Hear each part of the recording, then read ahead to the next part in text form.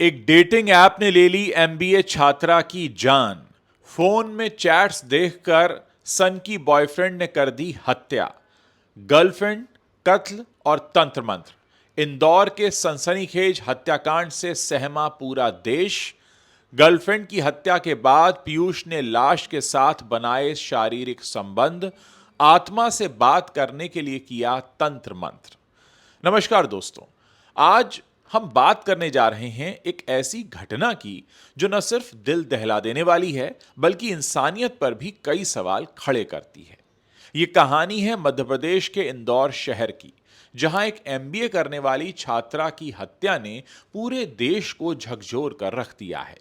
आरोपी है उसका दोस्त और सो कॉल्ड प्रेमी पीयूष धामनोतिया, जिसने न सिर्फ हत्या की बल्कि उसके बाद की हरकतों से पुलिस वाले भी उनको सुनकर रो पड़े। ये मामला सिर्फ एक कत्ल का नहीं है बल्कि उस सनक का है जो हैवानियत की सारी हदें पार कर गई।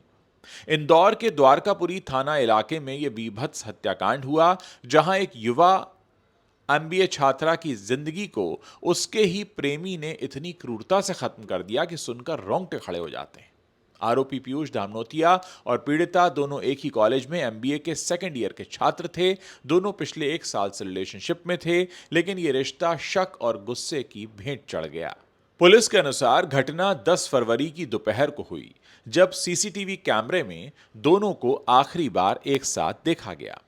पीयूष ने इस छात्रा को अपने किराए के कमरे पर बुलाया था, जहां वो दोनों कुछ मामले को सुलझाने के लिए आपस में मिले। लेकिन वहां पहुंचते ही बहस शुरू हो गई, जो शादी और शक को लेकर थी। पीयूष को शक था कि लड़की किसी और से भी बात करती है और इसी शक ने इस पीयूष को हैवान बना दिया। अब आपको बताते हैं इस हत्या की वो कहानी जो पुलिस की जांच में सामने आई है। पीयूष ने छात्रा को गिफ्ट देने का झांसा देकर उसके हाथ पांव बांध दिए, फिर उसकी आंखों पर पट्टी बांध दी। लड़की को क्या पता था कि उसकी आखिरी श्वासों का खेल है। पीयूष ने उसके मुंह में पॉलिथीन ठूंस दी और फिर बेरहमी से गला घोंट दिया। मौत के बाद की कहानी और भी रूह कंपा देने वाली है। आरोपी ने लाश के पास बैठकर शराब पी और फिर शव के साथ शारीरिक संबंध भी बनाए। इतना ही नहीं, गुस्से में उसने लड़की के पेट पर चाकू से कई बार वार किए। ये सब करने के बाद उसने कमरे पर ताला लगाया और फरार हो गया। पुलिस जब मौका वारदात पर पहुंची तो वहां का मंजर इतना डरावना था कि सब इंस्पेक्टर सोनिया सिंह जैसी सख्त अधिकारी की आंखों से भी आंसू छलक आए। उन्होंने खुद बताया कि उनके करियर में उन्होंने इतनी क्रूर हत्या कभी नहीं देखी। कमरे की हालत देखकर पुलिस टीम दहल गई और यह दृश्य आज भी उनके जहन में ताजा है। इस हत्या के बाद पीयूष मुंबई की ओर भागा, जहां उसकी हरकतें और भी विचित्र होती चली गईं।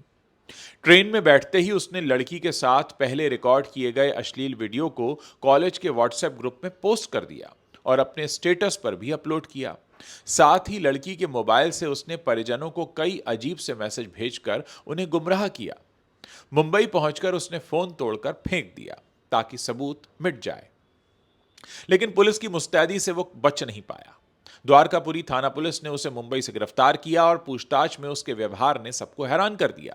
आरोपी का व्यवहार असामान्य था, वो मानसिक रूप से विचलित लग रहा था। पूछताछ के दौरान वो अपनी गर्लफ्रेंड को याद करके फूट फूट कर रोने लगा और पुलिस से जिद करने लगा कि उसे गर्लफ्रेंड से बात करवा दें। थाना प्रभारी मनीष मिश्रा ने उसे काफी देर तक समझाया कि उसने खुद ही उसकी हत्या की है और अब वो सच्चाई से मुंह मोड़ रहा है। इसके बाद पीयूष ने अपना अपराध कबूल किया और बताया कि हत्या के बाद उसने शराब पी और शव के साथ संबंध भी बनाए। अब बात करते हैं उस रूहानी साजिश की जो इस मामले को और भी सनसनीखेज बनाती है। मुंबई पहुंचने के बाद पीयूष इस छात्रा की याद में इतना व्याकुल हो गया कि उसने यूट्यूब पर आत्मा से बात करने के तरीके सर्च किए। मुंबई के नाला सोपारा के एक सुनसान इलाके में उसने टोटकों की क्रिया की। इसके लिए उसने कुमकुम, हल्दी, चूड़ियां, बिंदी जैसे श्रृंगार सामग्री भी खरीदी। उसके पास लड़की का आधार कार्ड और अंगूठी थी। पीयूष को पूरा विश्वास था कि छात्रा उसके सपने में आकर उससे बात करेगी। थाना प्रभारी ने कहा कि आरोपी की मानसिक स्थिति सामान्य नहीं लग रही, इसीलिए उसकी मेडिकल जांच कराई जा रही है।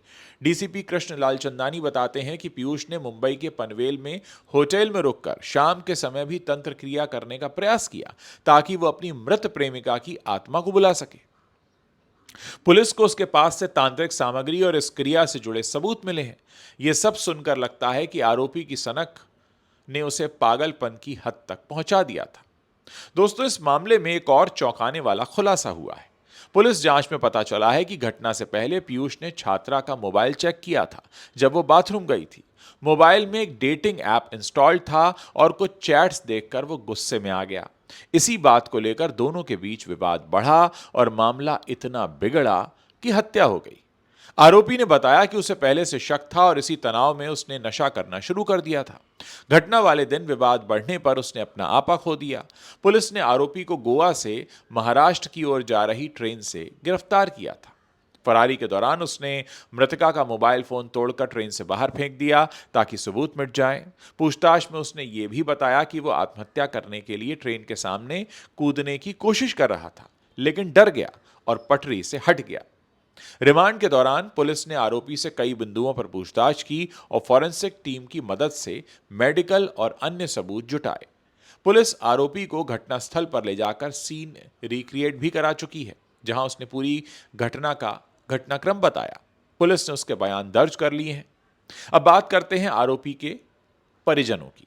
पुलिस ने उनके बयान भी दर्ज किए हैं और उन्होंने साफ कहा है कि उनके लिए उनका बेटा मर चुका है।